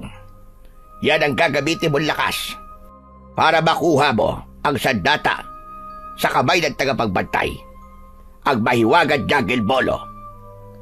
Ngunit mag-iingat ka, dahil isa rin siya mandirigmang aswang. Sa katunayan, marami na sumubok na kunin sa kanya ang itak. Ngunit lahat sila ay nabigo at namatay. Nakahanda po akong sumubok na kunin yon, Lolo Inok. Kaya siguro malakas ang kalaban dahil walang nangas na kunin sa kanila may wagang Jungle Bolo. Lolo Inok, bakit kailangan po ng tapang para makuha po ang itak? Sapagkat makukuha lamang ang Jungle Bolo sa oras na mapatay ang tagapagbantay nito. Tanging ang may marka ng bituin sa kamay ang may kakayahang bumawi sa Jungle Bolo. Si Elmo ay apo ng isang dating manunugis ng aswang na unang nagmay-ari sa mahiwagang itak. Ano? Pagmamayari po ng aking lolo ang itak? Kaya po pala, ako ang itinakda dahil ako rin po ang tagapagmana. Tama ka, Elmo. Kaya natatakot si Damian na tanggapin mo ang nakatakda para sa iyo. Sige po, Lolo Inok. Susubukan ko pong kunin yon. Hindi po ako natatakot na mapahabak. Dahil kung papairali natin ang takot, mamamatay tayong lahat. Saan ko po matatagpuan ang nilalang na nagbabantay sa sandata? Doon, sa ibabaw ng burol, sa may koprahan. Pero kakailanganin mo itong langis na ito na ginamit ko kanina. Kahit papano, ay makakatulong ito para mabawasan ang lakas ng aswang. Teka, sandali lang. Sigurado ka na ba talaga sa gagawin mo, Tol? Paano si Mandamian? Randy, apo. Ako na ang bahala kay Damian. Ako na lang ang magsasabi sa kanya. Wala po kayong babanggitin sa kanya tungkol po sa binabala ko, Lolo Inok. Pero, Elmo, makakasagabal lamang po si tatay sa mga plano ko. Alam niyo naman po, di ba? Natutol po siya palagi sa mga desisyon ko. Huwag po kayo mag-alala. Wala naman po akong balak na magsinungaling sa kanya ng matagal. Ipagtatapat ko po rin sa kanya ang lahat kapag nakuha ko na po ang sandata. Ay, nako. Parang ang hirap naman na gusto mo mangyari, bata ka. Paano ko mabigo at mapahaba ka? Paano ko ipapaliwanag sa kanya ang lahat? Sige ka! Wala po kayong ibang gagawin kundi ang magtiwala sa akin, Lolo Inok. Magtatagumpay po ko. Pinapangako ko yan. Wala nang nagawa ang dalawa nang makita nilang determinado akong makuha ang sandata. Ipinaliwanag sa akin ni Lolo Inok ang mga kailangan kong gawin sa oras na makaharap ko na ang tagapagbantay sa Jungle Bolo. At dahil sa pag-aalala ni Randy, sumama siya sa akin para puntahan ang kinaroroonan ng burol. Mabuti na lang at maliwanag noon ang sikat ng buwan, kaya hindi kami nahirapan na aninawin ang aming dinadaanan. Halos 1 oras din kaming naglakad sa masukal na kagubatan. Ilang sandali pa, sa wakas ay natanaw na namin ang kuprahan. Tahimik ang paligid ng mga sandaling yon. Kaya naman, inakala namin ng kaibigan kong si Randy na walang bantay sa lugar na yon. Ngunit nagulat kami nang makita namin sa hindi kalayuan ang isang nilalang na nakatalikod sa amin. Kumakain siya at ganadong-ganado sa paglantak sa lamang loob ng patay na baboy. Maingat kaming dumapa sa damuhan habang pinapanood namin ang ginagawa ng aswang na yon. Sa bewang niya, nakasukbit ang lumang Jungle Bolo. Ngunit kakaiba ang hawakan nun. Maging sa puluhan, may nakaukit na simbolo na hugis bituin. Katulad yon ng marka ko sa aking kamay. Tol, totoo nga ang sinabi ni Lolo Inok sa atin. Hindi siya pangkaraniwang nilalang. Hindi siya mukhang manok. Kundi, ang itsura niya ay isang taong lobo. Pero tol, kagaya ng sinabi ni Lolo Inok, may kakayahan siyang magpalit-palit ng anyo. Kaya isa pa rin siyang aswang na ik-ik. Kahit ano pang klase siyang nilalang, hindi ako natatakot sa kanya. Lalabanan ko siya. Papatayin ko siya. Sana nga tol, magtagumpay ka. Saglit na tumigil ang aswang sa paglantak sa katawan ng baboy. Tumayo siya at binitiwan ang katawan ng hayop. Humarap siya sa amin at nagpalinga-linga pa sa paligid. Narinig namin ang malakas niyang pag-angil habang nakatingala sa langit. At sa kanyang pagyuko, diretso ang tingin niya sa damuhan na aming pinagtataguan. Ngumisi siya at tumulo ang malapot niyang laway na may bahid pa ng dugo. Anak ng putya, nakakita niya tayo, Randy. Tumayo ka. Pambira, matalas pala ang kanyang pakiramdam at pangamoy. Parang nagmamadali na sinugod kami ng aswang. Nakalayo namang kagad si Randy, kaya ako ang nahawakan sa balikat ng nilalang. Ibinilibag niya ako papunta sa kuprahan. Bumagsak ako sa lupa ng pasadsad, kaya naramdaman ko ang matinding sakit dahil sa kahoy na tumama sa aking sugat. Hindi pa man ako nakakatayo, ay naramdaman ko ulit ang kamay ng aswang. Ibinalibag niya ulit ako sa damuhan. Halos mapaigik na ako dahil sa sobrang sakit ng aking katawan. Dahil doon, nabitiwan ko ang itak na hawak ko. Sa muling paglapit sa akin ng aswang, malakas ko siyang sinuntok sa muka. Ngunit para bang hindi man lang siya natinag. Gumanti siya ng sakal sa aking leeg. Naramdaman ko ang pag-angat ng aking mga paa sa lupa. Masyado siyang malakas at kahit na ano pang gawin ko, hindi ako makawala sa mahigpit niyang pagkakasakal sa akin. Napansin ko na tumakbo si Randy papunta sa amin at sinaksak niya ang likod ng aswang gamit ang kanyang matalas na itak. Kasunod ng pagbuhos niya ng langis sa katawan ng nilalang. Hayop ka! Bitiwan mo ang kaibigan ko, halimaw ka! Hetong sayo! Sa pangalawang pagsaksak ni Randy, ay tinamaan sa braso ang aswang. Kaya naman, lumuwag ang pagkakasakal nito sa aking leeg. Nang bumagsak ako sa lupa, binalingan ng aswang ang kaibigan kong si Randy. Inatake niya ito ng kalmot sa dibdib. Napasigaw ako nun nang bumagsak sa lupa ang aking kaibigan habang namimilipit siya sa labis na sakit na nararamdaman. Dahil doon, mabilis akong bumangon. Sinuntok ko ang aswang sa kanyang leeg at napaluhod siya sa lupa. Sinamantala ko ang pagkakataon na yon habang mahina pa ang aswang. Dinalawang kamay ko ang pagsuntok sa kanyang muka. Kasunod ng pagsipa ko sa maselang bahagi ng kanyang katawan. At nang bumagsak siya sa lupa, hinugot ko ang itak sa kanyang bewang at nilaslas ko ang kanyang leeg. O ano? Diablong buang ka. Hawak mo na ngayon ang sandata. Natatalo sa inyong lahi. Ito na ang magiging katapusan mo! Inulit ko ang paglaslas sa kanyang leeg. Umangil ito ng malakas dahil sa sakit. Pinigilan niya ng kanyang palad ang pagtagas ng maitim na dugo mula sa kanyang sugat. Sa muli kong pag-atake sa kanya, itinarak ko ng madiin ang itak sa kanyang tiyan. Pagkatapos nun, inikot-ikot ko pa yon sa loob, sabay bunot ng talim.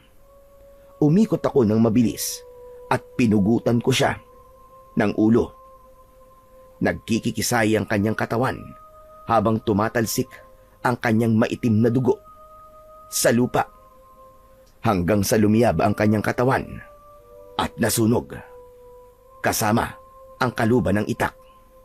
Agad kong nilapitan si Randy at inalalayan siya na tumayo. Ano tol? Ayos ka lang ba? Kaya mo ba tumayo? Kaya pa ba? Tol, nagawa natin. Natalo natin ang tagapagbantay sa sandata. Tol, maraming salamat talaga sa tulong mo ah. Kung wala ka, baka hindi ko nagawa yun. Tol, ang galing ng ginawa mo. Akala ko, katapusan na natin kanina eh. Akala ko, magiging kwento na lang tayo pareho. Hindi mangyayari yun dahil magkasama tayo. Halika na, kailangan na nating umalis dito. Sige tol, tara na. Mabilis ang hakbang na tinahak namin ang daan paalis sa lugar na yon. Pagkalipas ng 1 oras na paglalakad, ay narating na namin ang bahay ni Lolo Inok. Nadatnan namin siya na nakaabang sa pintuan. Agad siyang lumapit sa amin at hinawakan ang braso ni Randy. Diyos ko, ano nangyari? O ano, nagawa niyo ba? Nakuha niyo ba ang jungle bolo? Opo, Lolo Inok. Nagtagumpay po kami. Kaya lang po ito, nasugatan po si Randy. Huwag niyo na akong alalahanin. Malayo naman to sa bituka eh. Kahit na apo, dapat matanggal ang laso ng aswang sa mga sugat niyo. Hala, sige na. Pumasok na kayo sa loob ng bahay. Bilis! Hindi na nag-aksaya ng oras si Lolo Inok. Agad niyang ginamot ang aming mga sugat sa katawan. Pagkatapos ay pinag-usapan namin ang susunod na plano. Nang matapos kami sa pag-uusap, inihatid nila ako sa bahay. Itinago ko sa aking likod ang itak o ang jungle bolo. At ipinaalam ko kay Itay ang dahilan kung bakit kami ginabi ng uwi. Mabuti na lang at hindi na nagtanong si Tatay sa amin. Kinabukasan, isinagawa namin ni Randy ang napagkasunduan naming plano. Nagkatay ako ng baboy sa aming pwesto.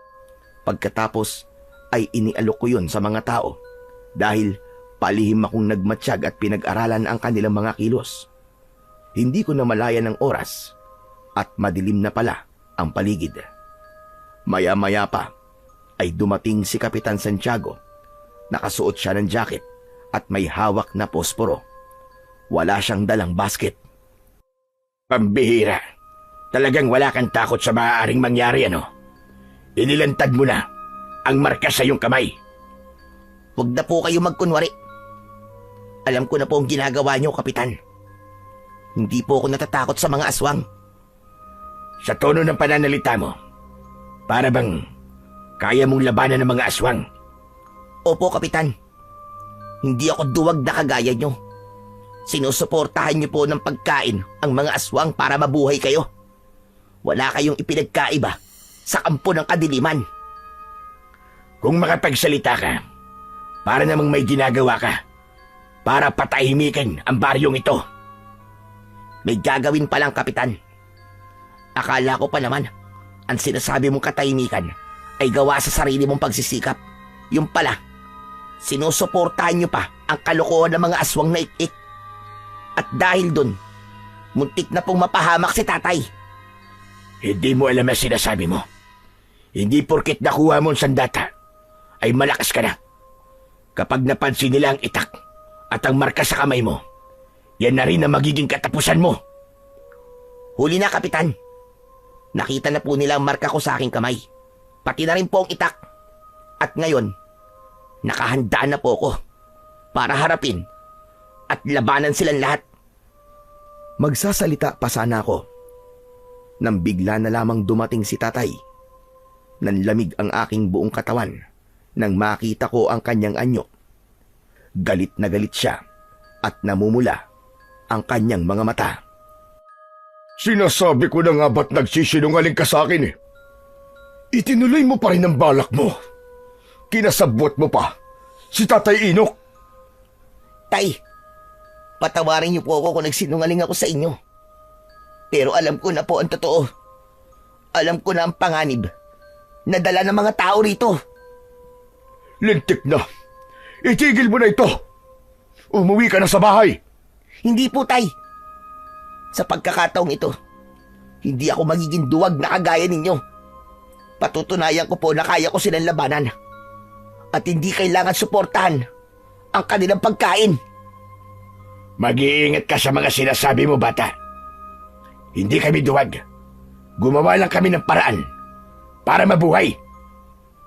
Halika na. Umuwi na tayo. Huwag na matigas ang ulo mo. Akma na sanang magsasalita ako. Nang mula sa kakawyan, ay nakita ko na humahangos na si Lolo Inok. May dala siyang sulo habang nagmamadali sa pagtakbo. At sa kanyang huliang daan ay natanaw naming lahat ang maraming aswang na ik-ik. Maging ang mga tao sa aming paligid ay bigla rin nagpalit ng anyo. Naging aswang silang lahat. Ngayon na! Sama-sama na sila sumasalakay sa talipapa! Kumilos na kayo, Randy! Elmo! Gawin nyo na ang plano! Sige na! Teka. Anong plano? Wala na pong oras para magpaliwanag, Mandamyan. Heto pong itak. Lalaban na po tayo sa mga aswang. Wala nang nagawa si tatay nang biglang umatake sa amin ang mga aswang. Kanya-kanya kami ng kalaban at dahil sa bilis ng pangyayari, hindi kami kagad nakabuelo.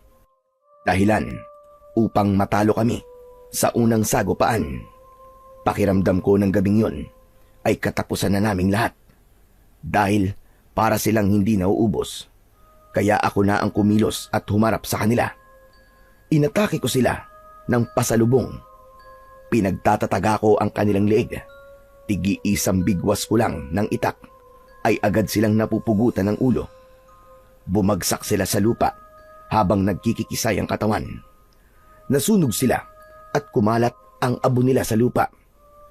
Lahat ay pinotektahan ko at syempre si tatay ang binantayan ko ng mga sandaling yon dahil nakita ko naman na mahusay makipaglaban sina Lolo Inok, Randy at Kapitan Santiago.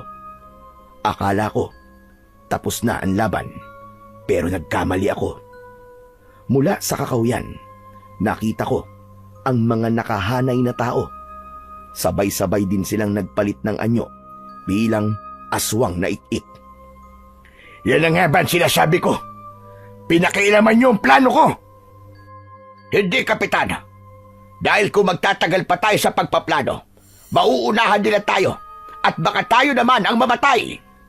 Kung ganun pala at pinagplanuhan na ninyo nang hindi ko alam, panindigan nyo na magtatagumpay tayo laban sa mga aswang. Mga kasama, sa tingin ko, nagsanib pwersa na sila laban sa atin. Humanda kayo! Kailangan na natin sumugod! Nagulat ako sa sinabing yun ni tatay, kaya mas lalong lumakas ang aking loob. Dahil sa wakas, hindi na tumutol ang aking ama. Maigpit kong hinawakan ang aking itak at ako na mismo ang nanguna sa pag-atake sa mga aswang. Sugod! Tapusin na natin ang laban na to! Patayin natin ang lahat ng mga aswang! Tumakbo ako ng mabilis, papalapit sa mga aswang. Ganon din ang mga aswang na lumundag ng mataas para umatake sa amin. Nagtagpo kami sa gitna, ngunit walang umubra sa matalas kong itak. Lahat ng tamaan ng talim ay agad na namamatay o di kaya naman ay napupugutan sila ng ulo. Isang mabilis na pag-ikot ang ginawa ko, sabay tarak ng itak sa lupa. Yun ang kauna-unahang pagkakataon na nakakita ko ng malaapoy na paglagablab ng sandata na sumunog sa mga aswang. Lahat sila ay naabo. At nang matapos ang kaguluhan, umatake ang panghuling pangkat. Pero nagulat kaming lahat nang pumunta sa gitna si Kapitan Santiago. Tinanggal niya ang kanyang jacket at lumantad sa aming paningin ang maraming dinamita na nakakabit sa kanyang katawan. Kapitan! Anong gagawin nyo? Wag! Wag niyo po itong gawin, nakikiusap po ako! Hindi. Sawa na akong maging alipin ng mga aswang. Pagod na ako na maging duwag. Inilabas ni Kapitan Santiago ang posporo. Pagkatapos nun, ay sinindihan niya ang mitya ng dinamita. Lalapit sana ako papalapit sa kanya, pero pinigilan ako ni tatay. Anak! Wag! Umalis na kayo! Lumayo kayo sa akin! Bilisan nyo! Halika na, anak! Wala na tayong magagawa! Sasabog na ang dinamita! Bilis! Tay, pigilan natin si Kapitan! Nakikiusap ako! Tay, pigilan natin siya! Halos hindi ako makahinga habang pinagmamasdan ang unti-unting paggapang ng apoy sa tali ng dinamita. At saktong paglapit ng mga aswang, yumanig ang pagsabog sa buong paligid. Kasunod nun, ang pagsambulat ng katawan ng mga aswang, kasama ang katawan ni Kapitan Santiago. Nanghihina akong napaluhod sa lupa. Hindi ako makapaniwalang magsasakripisyo ng buhay si Kapitan Santiago, alang-alang sa aming kaligtasan. Tay, wala na po si Kapitan Santiago. Kasalanan ko. Naging mahina akong tagapagtanggol ninyo. Wala akong alam sa plano niya, Tay. Kahit kaming dalawa ni Tatay Inok, wala rin kaming alam sa plano niya, anak. Tol, huwag mong sisihin ang sarili mo. Si Kapitan na nagpasya na tapusin na ang mga aswang, kasama ang buhay niya. Nang mawala ang apoy sa paligid, nagkalat ang nagkapira-pirasong katawan ng mga aswang sa lupa. Naramdaman ko ang palad ni Randy sa aking balikat. Tumayo ako at nagpasalamat sa buhay na isinakripisyo ni Kapitan para sa aming lahat. Magmula ng gabing yon, ay bumalik na sa katahimikan ang aming baryo. Nakalaya kami sa kamay ng mga aswang na ikik. Sa kasalukuyan, ako po ay isang matadero pa rin sa talipapa kasama ang aking ama. Pinayagan na ako ni tatay na humawak ng itak dahil ng mga panahon na yon, tuluyan nang naglaho ang lahi ng mga aswang. Si Randy naman ay naging kapitan ng aming baryo, kasama si Lolo Inok bilang isang mahusay na albularyo. Hanggang dito na lamang po ang istorya ng aking buhay, Sir Blair. Isinulat ko po ito bilang pagpapakita ng respeto sa kabayanihan ni Kapitan Santiago na siyang dahilan kung bakit hanggang ngayon ay nananatili pa rin kaming tahimik at payapa sa aming pamumuhay. Nagpapasalamat, Elmo.